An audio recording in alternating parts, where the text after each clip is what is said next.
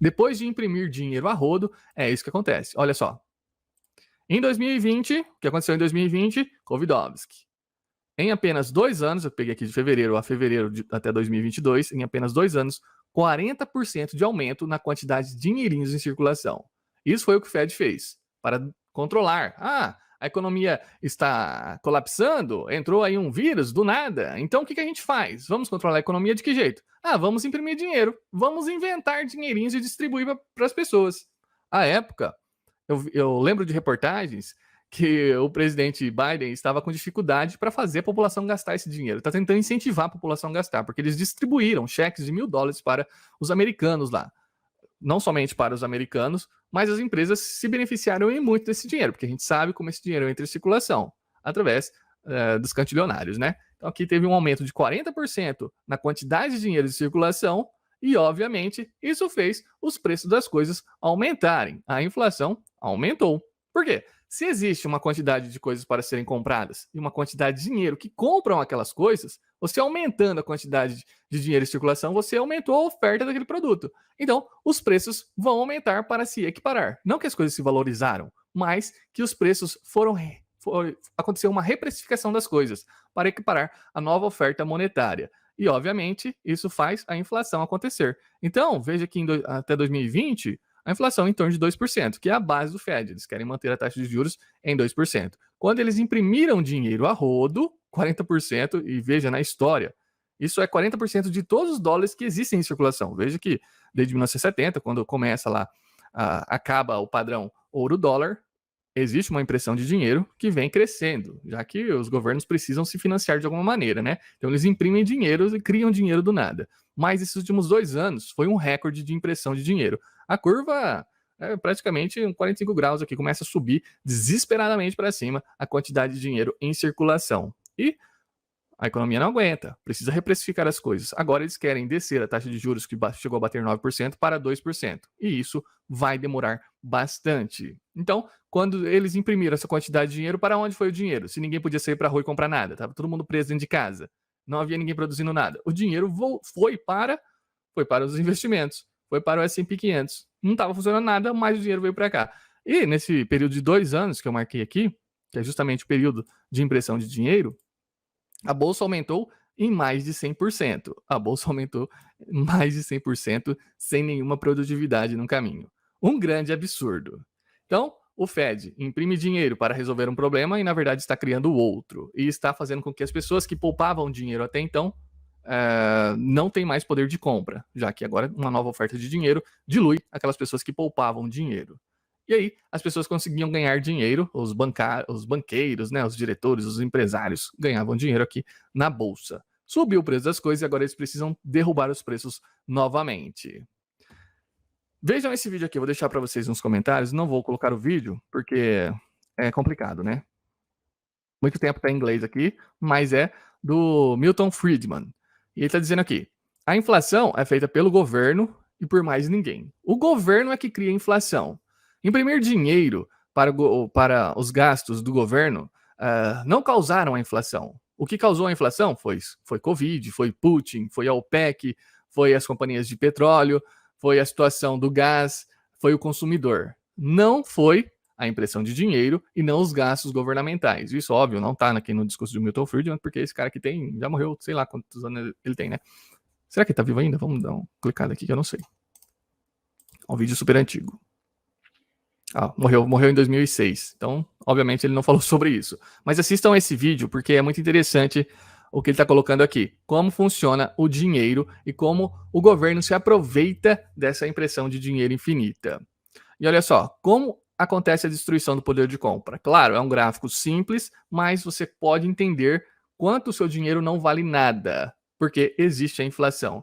Uma inflação de 0,5% vai destruindo seu poder de compra ao longo do tempo. Chegando em 5%, olha só, após mais de 30 anos, você não tem nem 20% do poder de compra que você tinha antes. A mesma coisa que você pegar uma nota de R$100 e colocar embaixo do colchão, quando foi lançada em 1994. Aqui esses R$100 compra R$100 de coisas. Hoje essa mesma nota não compra R$20 de coisas. Apesar de estar escrito R$100, não compra aquelas coisas que comprava naquela época. Por quê? Existe a inflação. O dinheiro foi perdendo valor ao longo do tempo. E aqui temos Os bancos centrais criam cada vez mais dinheiro, o que faz com que as poupanças sejam perpetualmente desvalorizadas. Quem escreveu isso? Deixa eu ver se eu acho aqui. É um texto do Parker Lewis, Bitcoin is the Great Definancialization. Ele inventou uma palavra aqui, uma desfinancialização, uma grande desfinancialização das coisas é o Bitcoin, né? Então aqui temos traduzido. Os bancos centrais criam cada vez mais dinheiro, o que faz com que as poupanças sejam perpetuamente desvalorizadas. Toda a estrutura de incentivos do dinheiro é manipulada. O valor criado hoje tem a garantia que irá comprar menos no futuro. É a única garantia que você tem, que o dinheiro que você recebe hoje não comprará amanhã o que comprava hoje. Essa é a garantia. Isso significa que o seu tempo de vida é desvalorizado pelos governos, pelos estados. O valor criado hoje tem a garantia de que irá comprar menos nos futuros, pois os bancos centrais criam mais unidades da moeda de forma discricionária. Basta apertar um botão e com as CBDCs isso vai ficar muito mais claro. Não precisarão imprimir notas. Basta apertar o botão e surgirão zeros e zeros nas contas bancárias dos bancos, né? O dinheiro se destina a armazenar valor, não a perder valor. E com a economia monetária produzida pelos bancos centrais, todos são involuntariamente forçados a assumir os riscos como meio de fugir da poupança à medida em que a mesma é degradada. Então o que a gente pode perceber é que o seu dinheiro, ele serve para representar um potencial de compra. E aquilo deveria ser preservado, pois você trabalhou e recebeu o dinheiro, a moeda forte.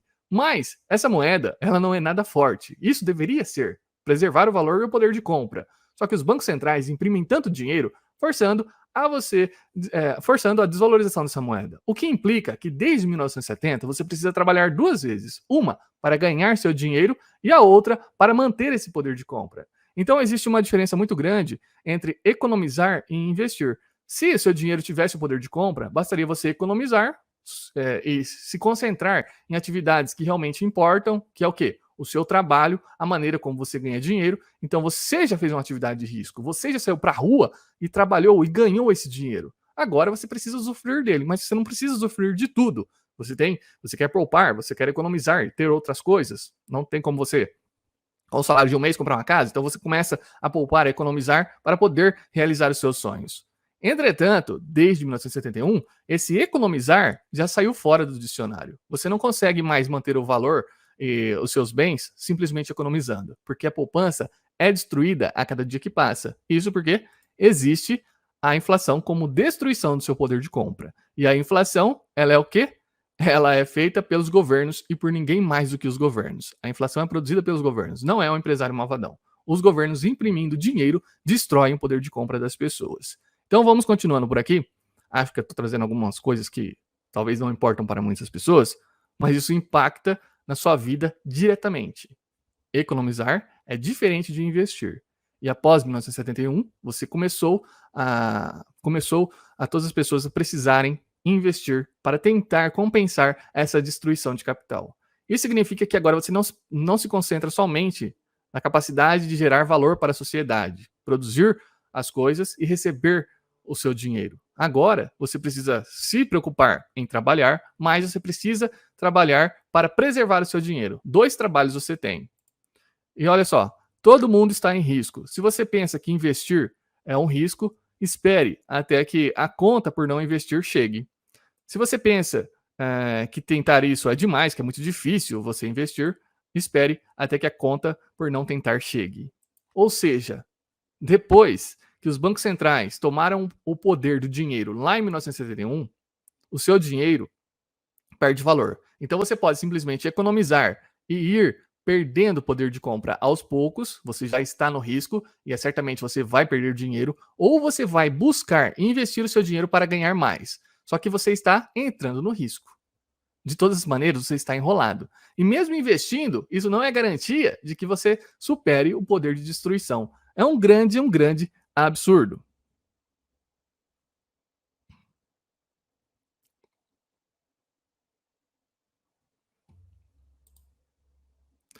E olha só, falamos que a inflação é gerada pelos governos. E para quem a inflação importa? Justamente para eles. Para quem a inflação é boa, para quem é devedores, para os devedores. E não há nenhum devedor maior do que o governo americano. Olha só que ciclo eles criaram a partir de 1970. Os governos têm dívidas, eles precisam se financiar. Então, eles emitem bonds, compram títulos, compram as dívidas, né? As dívidas são emitidas e as pessoas vão lá e compram essas dívidas, financiam os governos. Só que essas dívidas não são pagas. Essas dívidas que os governos possuem aumentam cada vez mais. E vejam só, a dívida americana passa de 31 trilhões de dólares no ano de 2022. Ainda não foi atualizado para 2023, vamos esperar o ano passar e ver para onde vai isso. E veja que tem anos que essa dívida aumenta de forma expressiva. Em 2020 subiu 20% a dívida americana. Eles não pagam essa dívida. O único ano que eu vi aqui que houve um pagamento de dívida foi em 2000, lá no ano 2000. A dívida era de 5,7 trilhões e caiu para 5,6 trilhões. Pagaram 2%. Depois disso, não pagaram foi nada. E a dívida só aumenta. Essa dívida não tem teto. Essa dívida chega no teto e ela é reavaliada. Nos últimos 20 anos, ou 24 anos, durante 20 vezes, essa dívida aumentou o teto. Isso significa que quando o teto chega, eles simplesmente vamos criar um novo teto. Nunca tem fim o aumento da dívida americana. E a inflação é importante por quê? Porque a dívida ela fica mais barata ao longo do tempo. Eles não vão conseguir pagar a dívida se a moeda for forte. Mas com a impressão de dinheiro infinito, eles podem ir compensando essa dívida ao longo do tempo. Se a dívida se torna barata por eu ter impresso mais dinheiro, significa que a dívida é ótima para os devedores. Isso é o que acontece há 2 gerações. Os seus avós, os seus pais, bom, eles compravam casa e financiavam durante 30 anos. Beleza, aquele dinheiro que eles pagaram nas casas era 5 mil reais, 10 mil reais. Hoje uma casa vale 500 mil reais. É assim a conta. Por quê? Quanto mais impressão de dinheiro, mais valoriza o bem. Valoriza não. O preço é reprecificado as coisas. E isso acontece também aqui. Então, de todas as maneiras, para os devedores é sensacional que o poder de compra seja diminuído ao longo do tempo, porque quem está fazendo dívida agora está roubando as gerações futuras, está diluindo o poder de compra delas no futuro.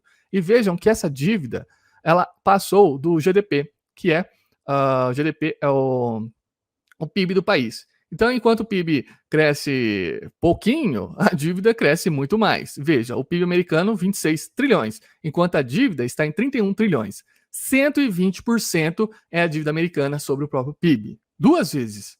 Será que eles vão parar todas as máquinas? Vou parar as máquinas, vamos pagar dívidas? Não. O que a gente vai fazer? Imprimir mais dinheiro. Então, o que o Fed fala que vai aumentar a inflação, vai aumentar a taxa de juros para conter a inflação, isso pode ser somente uma falácia, porque dependendo da quantidade de aumento que isso acontece, eles destroem a própria capacidade do governo de se endividar. Por quê?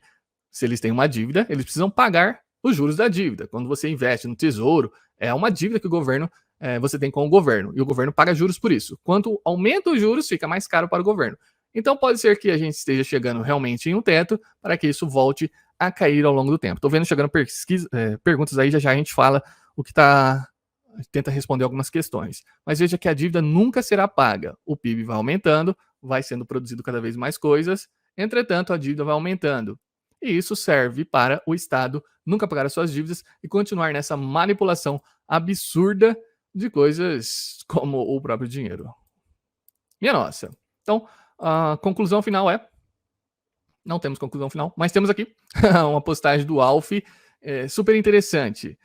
Em 2020, a pandemia chegou. Inicialmente, o que tinha? Dívidas, os yields eram baixos, mas agora os bancos centrais estão enfrentando a inflação e aumentando a taxa de juros. Imprimiram dinheiro e agora precisam controlar a inflação. De que maneira? Aumentam a taxa de juros, para que a produção não aconteça mais, para que haja demissões, para que a economia volte a ficar em patamares mais baixos. Não pode ficar aquecida, tem que desaquecer a economia. E se aumentar muito os yields, olha o que acontece. Se chegar em 300%, 400%, a dívida em relação ao PIB vai causar um grande prejuízo ao longo do tempo, né? Vai ser muito complicado. Isso, e parece que estamos chegando nos limites, de um jeito ou de outro. Bom, e qual será o fim desse jogo? Há 2 opções à frente. Desalavancagem, que é politicamente inviável. O que seria a desalavancagem? Não vamos mais criar dívidas, não vamos mais imprimir dinheiro à torta direito. Isso é inviável politicamente, porque os governos eles não trabalham, governos não fazem nada. Qual é a forma que uma pessoa que não trabalha tem para conseguir dinheiro? Ela vai roubar outras pessoas, e é o que o governo faz. Ele vai te taxar. E taxar é nada mais, nada menos do que roubar. E a impressão de dinheiro é um roubo que você não percebe, pois é por debaixo dos panos, é nas sombras, é um shadow. Então a impressão de dinheiro é um imposto disfarçado que ninguém percebe.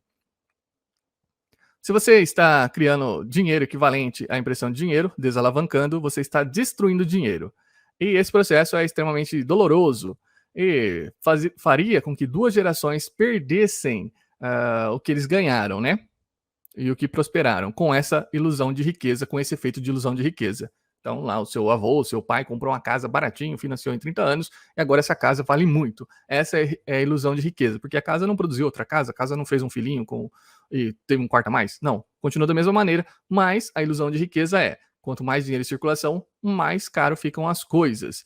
E desalavancar seria um processo extremamente doloroso. Ou a gente pode simplesmente kick the can down the road, ou seja, chute a lata ao longo da via, ou ver o que acontece, deixa do jeito que está. Isso favorece o establishment, isso favorece o que está acontecendo, mas isso é destinado ao fracasso. Então você pode tentar resolver, é doloroso, ou você pode deixar do jeito que está. E isso certamente vai ser um fracasso.